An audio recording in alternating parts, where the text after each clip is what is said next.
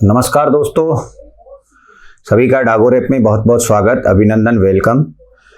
और हम टॉपिक पढ़ रहे थे खनिज, जो बहुत ही इंपॉर्टेंट टॉपिक है। बेसिक एक फर्स्ट पार्ट इससे पहले मैं आपको दे चुका हूं, जिसके अंदर मैंने खनिज की परिभाषा से लेकर खनिज खनन और खनिजों के वर्गीकरण, एकाधिकार और खनिज उत्पादन, भंडार, आय, प्रकार इत्यादि की छोटे छोटे पॉइंटों की मैं चर्चा आपको बेसिक रूप से करा चुका हूं। और कुछ इंक्लूड करते हैं खनिजों के दृष्टिकोण में, क्या चीज और एक्स्ट्रा हम पढ़ सकते हैं। वो थोड़ा सा पैनल बाद में आएगा कि हम प्रॉपर खनिज को पढ़ेंगे कि कौन सा खनिज है जो कहाँ पाया जाता है, कौन कौन सी प्रमुख खाने हैं, ठीक है, वो बाद की बात है। उससे पहले और एक्स्ट्रा इन्वायरमेंट में हम खनिजों के दृष्टिकोण में किन किन चीजों को ग्रहण कर सकते हैं। तो देखिएगा, खनिज की स्थिति में एक चीज ध्यान रखिएगा, ये राज्य सूची का विषय है। राज्य सूची का विषय है, और राज्य सूची का विषय मतलब राज्य सरकार का अधिकार है। किसका अधिकार है? राज्य सरकार का अधिकार। राज्य सूची का विषय है तो श्योर ही आपको पता चल गया कि यहां पर यह बात किसके पल्ले में जारी है? राज्य सरकार के पल्ले में जारी है। आप ध्यान रखने वाली बात क्या है, भारत में खनिजों का जो सर्वे है, इंडिया में, भारत में खनिजों का ध्यान रखना, सर्वे। यहां पर इंडिया में खनिजों का जो सर्वे है वो जीएसआई, कौन? जीएसआई, और इस जीएसआई की फुल फॉर्म को आप करोगे तो जूलॉजिकल सर्वे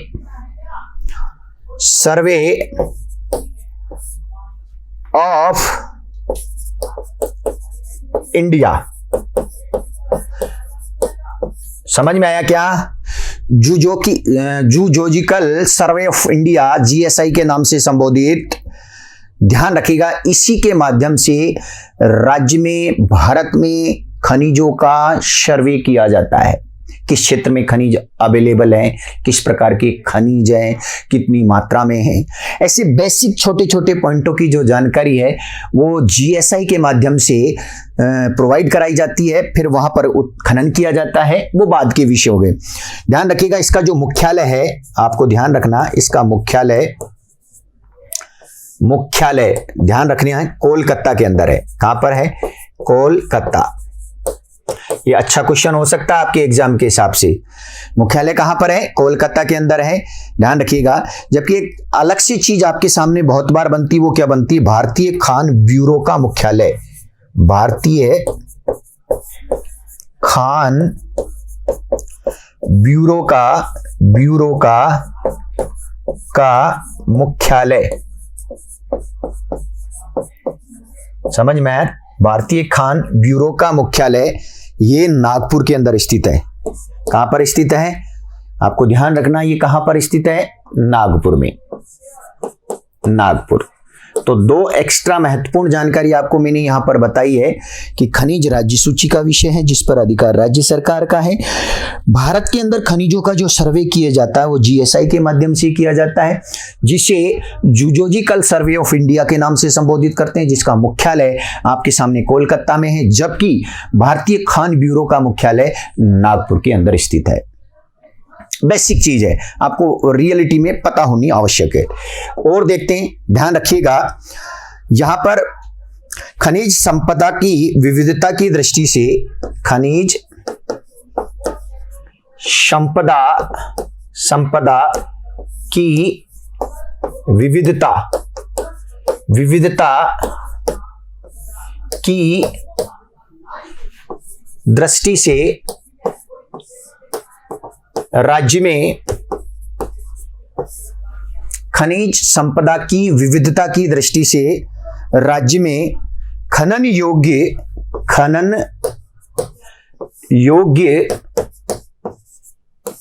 समझ में आ रहे हो? खनन योग्य, यहां पर जो कंडीशन बनती है, खनन योग्य खनिज 67 प्रकार के, कितने प्रकार के? 67 प्रकार के पाए जाते हैं। ये अच्छी लाइन है। प्रकार में हमने देखा कि लगभग 81 से 82 प्रकार के, पहले 79 प्रकार के खनिज राजस्थान में पाए जाते थे। वर्तमान में ये स्थिति 81 से 82 प्रकार के खनिजों के रूप में आप देख सकते हो। ये आपको मैं पढ़ा चुका हूं। लेकिन क्या 81 से 82 प्रकार के जो खनिज पाए जाते हैं उन सारे के सारे खनिजों का उत्खनन होता है? नो। यहां पर उत्खनन योग्य जो कंडीशन है, खनन योग्य जो कंडीशन है, वो केवल कितनी है? 67 प्रकार के खनिजों की है। ये आपको बेसिक ध्यान रखना है। और इस 67 प्रकार के खनिजों में ध्यान रखने वाली बात क्या है कि इसमें आप जब देखोगे 67 प्रकार में, तो ध्यान रखने वाली बात है 44 तो बड़े प्रकार के खनिज पाए जाते हैं। कितने? 44 बड़े प्रकार के और 23 जो है छोटे प्रकार के। 23 छोटे प्रकार के खनिज देखने को मिलते हैं। ये बेसिक स्थिति आपके हिसाब से जान सकते हो। और ध्यान रखिएगा 67 प्रकार के जब खनिजों का यहां पर खनन होता है, इसी कारण से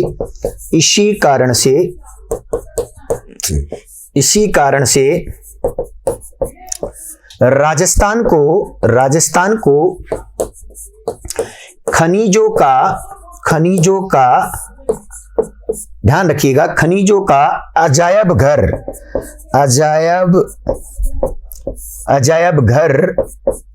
कहा जाता है। ये बेसिक कंडीशन।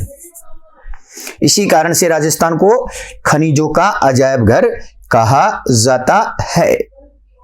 तो नॉर्मल चीज है, आपको बिल्कुल पता होनी चाहिए कि हम इस कंडीशन को किस तरह से प्रिपेयर कर सकते हैं। समझ में आया आपके बात? ये कंडीशन आपके दिमाग में होनी चाहिए। इस खनिजों की स्थिति को हमने आगे आपको मैं पढ़ा चुका हूं। वैसे पहले यदि आप बात करोगे तो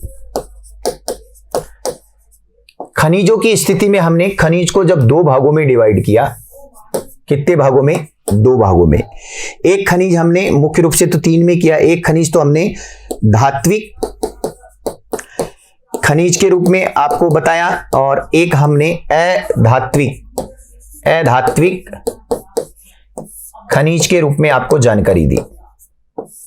ये हम पढ़ा चुके हैं। फिर इस धात्विक को हमने 2 भागों में डिवाइड किया और एक बताया हमने लोहो धात्विक खनिज और एक हमने बताया अलोहो धात्विक खनिज की स्थिति को आपके सामने स्पष्ट किया। लोहो धात्विक खनिज में ध्यान रखिएगा राजस्थान का चौथा स्थान और अलोहो धात्विक खनिज में राजस्थान का ध्यान रखिएगा प्रथम स्थान है। ये मोस्ट बात है। यहां पर ये कंडीशन जब आप बात कर रहे हो तो ये कंडीशन विशेष रूप से आपके सामने इस तरह से बन जाती। बाकी खनिज को तो भारत में हमने कहा कि 22% खनिज राजस्थान के अंदर संपूर्ण भारत के उत्पादित होते हैं। तो यहां मोस्ट चीज ये चौथा स्थान हो गया, चौथा स्थान। और यहां पर स्थान कौन सा हो गया? प्रथम स्थान। बाकी जो भी स्थान के बारे में छोटी छोटी बातें हैं, किसके हिसाब से क्या कंडीशन है, मैं इससे जस्ट पहले वाली वीडियो में आपको बता चुका हूं। पहले आप उसको देखें, अच्छे से समझें और कोई आपको कंफ्यूजन वहां नहीं रहे, ऐसी मैं पूरी आपसे उम्मीद रखता हूं। या मैं आपको इस तरह का आश्वासन देता हूं कि वहां पर आपकी इस तरह की कोई भी स्थिति आपके दिमाग में नहीं होगी। समझ आ चुका हूं। या मैंने खनिज में आय की स्थिति को बताया था। आय की स्थिति में 5वां स्थान है, ठीक है। और यदि आप प्रथम स्थान की बात करोगे, प्रथम स्थान आय के हिसाब से, तो आपको पता है प्रथम स्थान महाराष्ट्र का है। किसका है? प्रथम स्थान आपके पास महाराष्ट्र का, आय में महाराष्ट्र का प्रथम स्थान है। ये चीज मैं बेसिक आपको बता चुका हूं, जो एक नॉर्मल चीज है जो आपको इस स्थिति में पढ़ोगे तो आपको पता होनी चाहिए। तो बेसिक खनिज की जानकारी हम यहाँ इससे पहले भी वीडियो में रही और यहाँ पर भी स्थिति मैंने आपके सामने स्पष्ट कर दी है ताकि चीजें आपके कोई डाउटफुल ना रहे। एक बॉक्स में अच्छी सी चीज मैं देखता हूं, ध्यान रखिएगा, बॉक्स में इंक्लूड कर रहा हूं उस चीज को। आपको बॉक्स बनाकर पढ़ना है तो अच्छे से वो चीज समझ में आएगी। यदि हम देखेंगे तो देखिएगा, राज्य खान भूविज्ञान का मुख्यालय राजस्थान, ठीक है। खान भूविज्ञान, राजस्थान खान भूविज्ञान का मुख्यालय ध्यान रखिएगा उदयपुर में स्थित है। कहां पर स्थित है? उदयपुर में स्थित है, ये आपको दिमाग में रखना है। आगे चलेंगे, देखिएगा राजस्थान की स्थिति को मैं आप प्रॉपर आप क्षेत्र पर आपको लेके चल रहा हूं। उम्मीद करता हूं आपकी चीज बिल्कुल बहुत अच्छे से सेट हो जाएगी।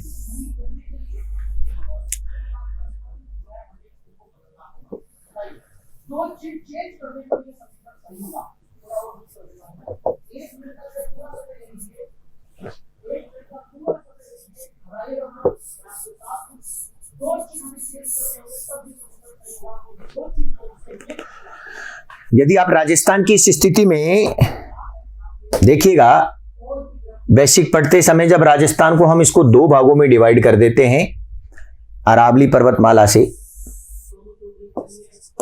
अरावली, ठीक है। तो खनिजों की स्थिति मूल रूप से इस अरावली और पश्चिम के मरुस्थल प्रदेश में, मरुस्थल, राइट, और यह है हाडोती का पठार, हाडोती का पठार। अब बात क्या है समझाने वाली, वो आप ध्यान से देखेंगे। इस अरावली पर्वतमाला में धात्विक श्रेणी के खनिज पाए जाते हैं। धात्विक श्रेणी के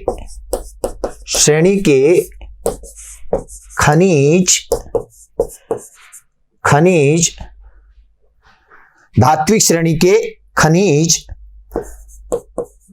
पाए जाते हैं, क्योंकि यहां पर जब आप देखोगे इस अरावली पर्वतमाला में, तो ग्रेनाइट, नीस और सिस्ट प्रकार की क्या पाई जाती है? चट्टानें पाई जाती है। और इस प्रकार की चट्टानों में अधिकांशतः धात्विक श्रेणी के खनिज पाए जाते हैं। तो अरावली में आपको एक बेसिक चीज समझ में आई कि अरावली जो राजस्थान के मध्यवर्ती भाग से निकलती, इसके निर्माण की अवस्था में जब हम पढ़ते हैं तो ग्रेनाइट, निश और शीश प्रकार की चट्टानें पाई जाती है। और इस प्रकार की चट्टानों में जब हम चट्टानों के वर्गीकरण की स्थिति में खनिज निर्माण की अवस्था का जब अपन ने अध्ययन किया, तो वो चीज हमारे सामने निकली कि ग्रेनाइट, नीस, शिस्ट प्रकार की चट्टानों में किस प्रकार की श्रेणी के खनिज पाए जाते हैं? तो धात्विक श्रेणी के खनिज पाए जाते हैं। अब बात क्या है? बात लॉजिकली वाली यह है कि ध्यान रखिएगा, इस अरावली के पश्चिम की ओर मरुस्थलीय क्षेत्र है, राइट, ये मरुस्थलीय क्षेत्र है। और इस मरुस्थलीय क्षेत्र की स्थिति में ध्यान रखिएगा अधात्विक श्रेणी के खनिज पाए जाते हैं। अधात्विक श्रेणी के क्या पाए जाते हैं? खनिज पाए जाते हैं। अधात्विक श्रेणी के खनिज कहां पाए जाते हैं? अरावली पर्वतमाला के पश्चिम की ओर अधात्विक श्रेणी के खनिज पाए जाते हैं, क्योंकि यहां पर मूलतः अवसादी प्रकार की चट्टानें, अवसादी प्रकार की क्या पाई जाती है? चट्टानें पाई जाती है। और अवसादी प्रकार की चट्टानों के पाए जाने कारण इस स्थिति में यहां पर अधात्विक श्रेणी के खनिजों की प्रधानता पश्चिम के मरुस्थलीय क्षेत्र में आपको देखने को मिलती है। ये आपको बेसिक ध्यान रखना है। एक थोड़ा सा बेसिक पॉइंट है, सकल घरेलू उत्पादन में खनिज का जो प्रतिशत है लगभग 5% की स्थिति को हम इसमें निर्धारित कर सकते हैं। राज्य की सकल घरेलू उत्पादन में खनिजों का योगदान, राज्य में सकल घरेलू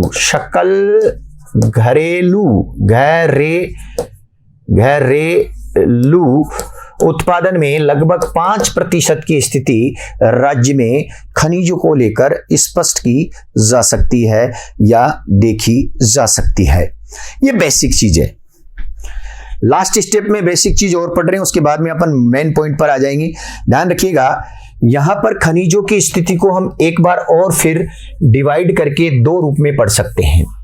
पहला रूप है, ध्यान रखिएगा, खनिज की स्थिति को पढ़ोगे तो प्रधान खनिज। कौन सा खनिज है? प्रधान खनिज। और दूसरी स्थिति का आप अध्ययन करोगे तो अप्रधान खनिज। अप्रधान खनिज।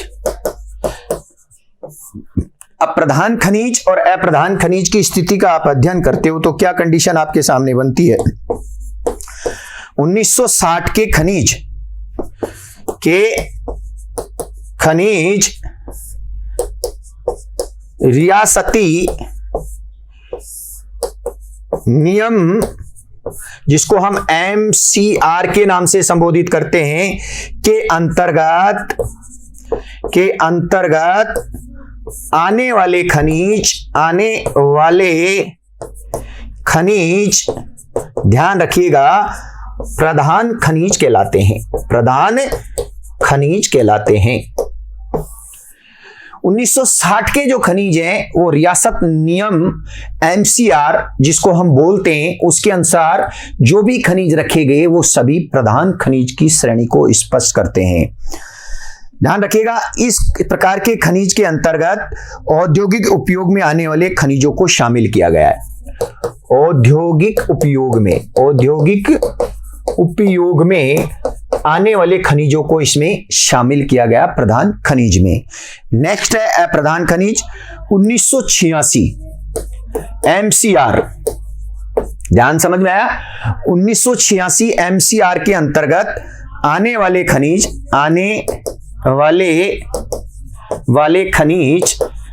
अप्रधान खनिज कहलाते हैं।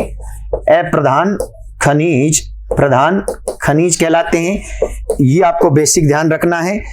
और इस प्रकार के अंतर्गत आने वाले भवन निर्माण के खनिज होते हैं।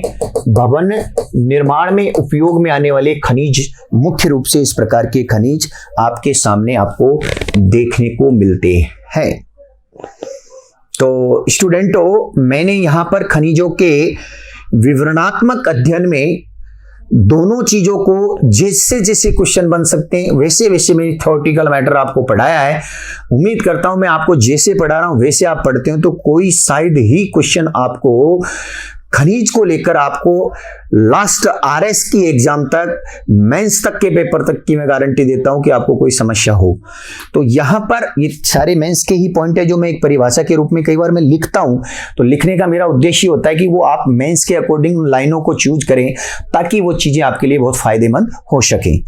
तो प्रधान खनिजों से क्या तात्पर्य है? 1960 के खनिज रियासत नियम MCR के अंतर्गत आते हैं, उन्हें प्रधान खनिज कहते हैं। जो 1986 MCR के अंतर्गत आते हैं उन्हें प्रधान खनिज कहते हैं। प्रधान खनिज जो औद्योगिक उपयोग में बहुत उपयोगी, मतलब औद्योगिक उपयोग के वाले खनिज है वो प्रधान खनिज होते हैं। और अप्रधान खनिज जो भवन निर्माण में काम आने वाले खनिज हैं उनको हम इस स्थिति में स्पष्ट रूप से डाल सकते हैं, पहचान सकते हैं, समझ सकते हैं। ऐसी स्थिति यहां पर आपके सामने बन सकती है या बनने वाली कंडीशन हो सकती है। तो यहां इस वीडियो लेक्चर से मैं आपको जो चीज दे पाया हूं वो पार्ट में जो कंडीशन मैंने आपको दी है खनिजों के लेकर बनने वाले क्वेश्चनों की चर्चा करते हुए मैंने यहां पर आपकी स्थिति को रखा है। अब हम यहां इसके सिस्टम में आप पर्टिकुलर अपन जब देख रहे हैं तो अब इसके बाद में मूल चीज जो आपकी बचती वो पर्टिकुलर उस खनिज की रहती है। और उस खनिज में पड़ने वाली जो कंडीशन है कि वो कहाँ किस क्षेत्र में बहुतायत मात्रा में पाया जाता है, कौन कौन सी चीज़ों या विषय वस्तुओं में उसका हम उपयोग कर सकते हैं, ऐसे बेसिक क्वेश्चनों की यदि हम चर्चा करें तो वो सारे के सारे पॉइंट हम डिटेल्स में जब पढ़ेंगे तो उस चीज़ को हम स्पष्ट यहाँ कर सकते हैं। तो उम्मीद करता हूँ यहाँ पर ये कंडीशन आपके इस तरह से बन गई होगी। तो हम खनिजों में पढ़ना शुरू करते हैं। ये हो गया आपका खनिज। और मैंने आपको खनिज जब पढ़ाया है तो मैंने फिर आपको पढ़ाया खनिज को दो भागों में, एक धात्विक श्रेणी के खनिज और एक अधात्विक श्रेणी के खनिज। तो खनिजों में हम पहले पढ़ेंगे धात्विक खनिज। धात्विक खनिज पढ़ेंगे, राइट। धात्विक खनिज पढ़ेंगे। आपको परिभाषा आपको पता ही है, ऐसे खनिज जिनमें धातु अंश की मात्रा पाई जाती है उन्हें धात्विक खनिज कहते हैं। ये आपको पता चल रहा है। जो अयस्क के रूप में प्राप्त होते हैं रासायनिक विधि के माध्यम से बिल्कुल अयस्क को मूल धातु के रूप में अलग पृथक कर लिया जाता है, इस प्रकार के खनिजों को धात्विक श्रेणी के खनिज कहा जाता है। और धात्विक श्रेणी का मेरे ख्याल से सबसे महत्वपूर्ण जो खनिज है उसकी हम सबसे पहले आई थिंक चर्चा कर लेते हैं। और चर्चा करते हैं तो चर्चा क्या रहती उसकी हम जानकारी आपके सामने रखते हैं। पहला खनिज है आपका लौह खनिज। लौह खनिज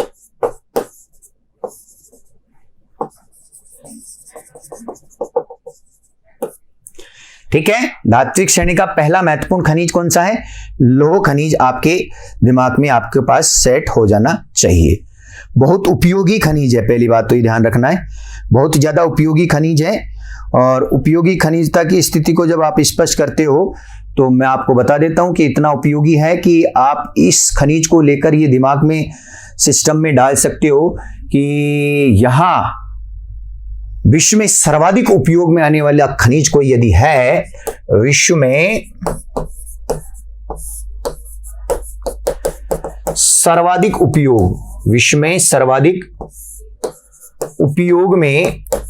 उपयोग में आने वाली धातु है कौन?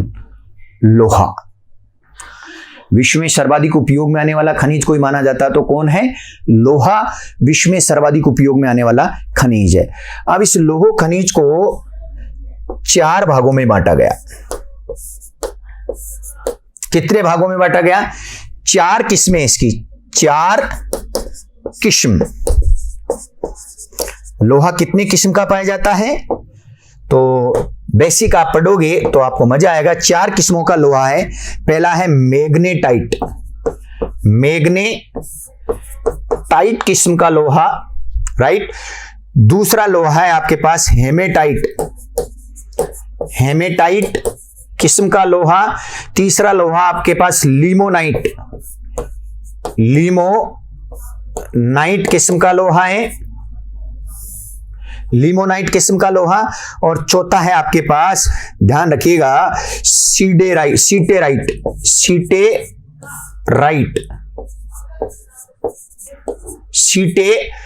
किस्म का लोहा है। सीटेराइट या आप इसको लेटेराइट के नाम से भी संबोधित कर सकते हैं। तो मुख्य रूप से यहां पर ये लोहे की मैंने 4 किस्में आपको रखी। नंबर 1 मैग्नेटाइट, दूसरा हेमेटाइट, तीसरा लिमोनाइट और चौथा सीटेराइट या ध्यान रखिएगा लेटेराइट किस्म का लोहा आपके सामने स्थिति को स्पष्ट करेगा।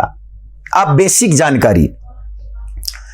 बेसिक जानकारी में आप सबसे पहले पॉइंट यदि आप रखते हैं तो आप पढ़ोगे यहां पर मेरे ख्याल से आपके सामने जो है मैग्नेटाइट किस्म का लोहा। ध्यान रखिएगा, लोहे की सर्वश्रेष्ठ किस्म है, लोहे की सर्वश्रेष्ठ किस्म है। सबसे उच्च कोटि का लोहा यदि कोई माना जाता है तो मैग्नेटाइट किस्म का लोहा उच्च कोटि का लोहा, जिसमें लोहांश की मात्रा 72%। लोहांश की मात्रा लगभग कितने परसेंट पाई जाती है? लगभग 72% लोहांश की मात्रा पाई जाती है। रंग इसका काला होता है। रंग कैसा होता है इसका? रंग काला होता है। किसका? मैग्नेटाइट किस्म के लोहे का। ध्यान रखिएगा, मैग्नेटाइट किस्म का लोहा सर्वाधिक कर्नाटक में पाया जाता है। कहां पाया जाता है? कर्नाटक में पाया जाता है, दक्षिण राजस्थान में, अर्थात इसके भंडार हैं। मैग्नेटाइट किस्म का लोहा मूल रूप से इस कंडीशन को देखने को मिलता है। राजस्थान में इस प्रकार का लोहा नहीं पाया जाता। ये बेसिक चर्चा आपके दिमाग में रहनी चाहिए। नेक्स्ट पर चलते हैं, हेमेटाइट किस्म का लोहा। हेमेटाइट किस्म का लोहा, ध्यान रखिएगा, हेमेटाइट किस्म के लोहे की बात करोगे तो लगभग 60 से 65% की स्थिति को आप मानोगे तो लोहांश की मात्रा पाई जाती है। लोहांश की मात्रा पाई जाती है, ये आपको ध्यान रखिएगा। इसका रंग जो है वो लाल होता है। रंग लाल होता है। रंग कैसा होता है? लाल होता है। और इस प्रकार का लोहा जो है, इस प्रकार का जो लोहा है, सर्वाधिक इस प्रकार का लोहा आपके सामने, ध्यान रखिएगा, झारखंड राज्य में, झारखंड राज्य में मूल रूप से देखने को मिलता है। ठीक है।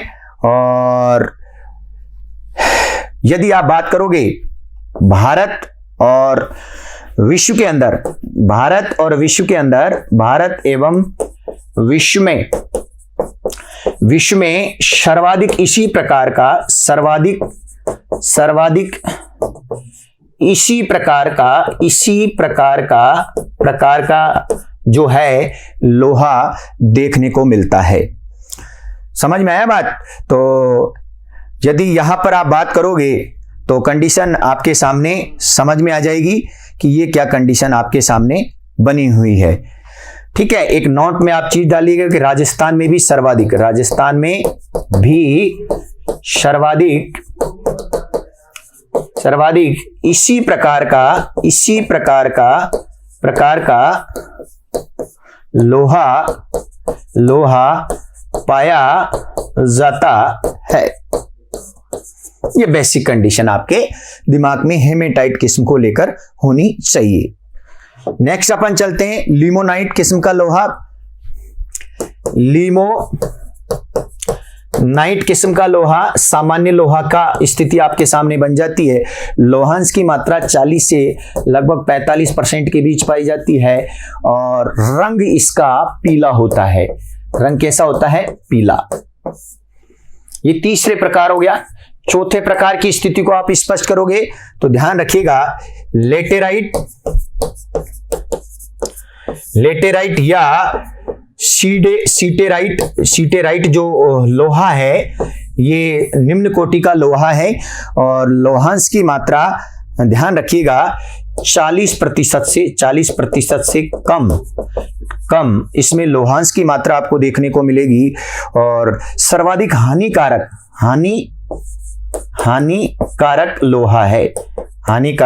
लोहा है।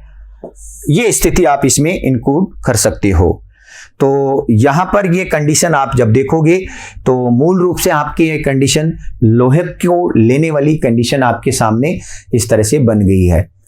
तो उम्मीद करता हूं ये पॉइंट जो मैंने पढ़ा है लोहे के प्रकार को लेकर पढ़ा है, इसके वीडियो फिर लेंथी हो जाएगा तो इसको मैं यहीं स्टॉप करता हूं। नेक्स्ट वीडियो में अपन लोहा राजस्थान में किस किस क्षेत्र में कौन कौन सी खान के अंदर पाया जाता है उसका अध्ययन करेंगे। धन्यवाद।